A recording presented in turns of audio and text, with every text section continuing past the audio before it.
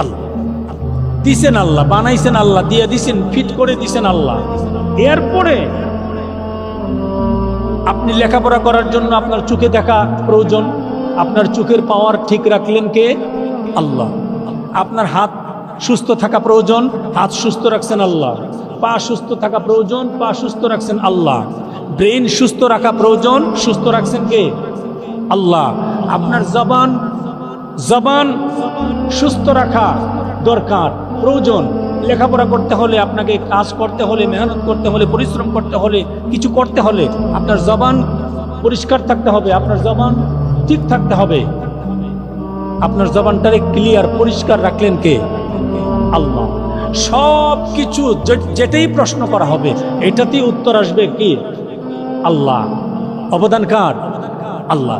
নিয়ামত আল্লাহর, দান আল্লাহর।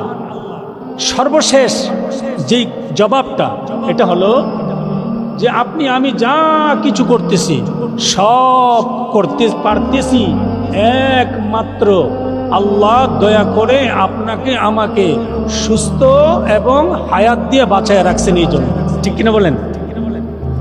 আচ্ছা বলেন, গতকাল রাত 12টার পরে সৈনুদ্দিন সরকার বাড়ির জনাব আবুল হোসেন আবুলাই সরকার সাহেব দুনিয়া থেকে চলে গেছেন। গতকাল এশারের নামাজের সময় পর্যন্ত ওনার পুরা দেহটা কাজের ছিল না, অকেজু কাজের ছিল না, কাজ করছে না। হাত কাজের ছিল, হাতটা কাজের ছিল, চোখ দেখছে, কানে শুনছে, ব্রেইন কাজ করছে, পা দিয়ে হাঁটতে পারছে, সব জবান দিয়ে কথা বলতে পারছে। কিন্তু রাত 12টার পরে সব বন্ধ হয়ে গেছে। সব কি হয়ে গেছে? স্টপ হয়ে গেছে। সব চিরদিনের জন্য স্টপ হয়ে গেছে, বন্ধ হয়ে গেছে।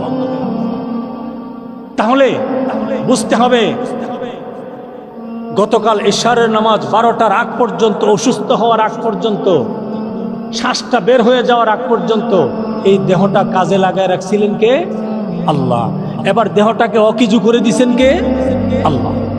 তাহলে আপনার আমার যা কিছু আমরা বলতেছি, আমি এটা করছি, আমি ওটা করছি, এটা আমার, ওটা আমার, হ্যান তেন যা কিছু করতেছি সব কিছুই ভুয়া। সব কিছু কি বলেন? সব ভুয়া।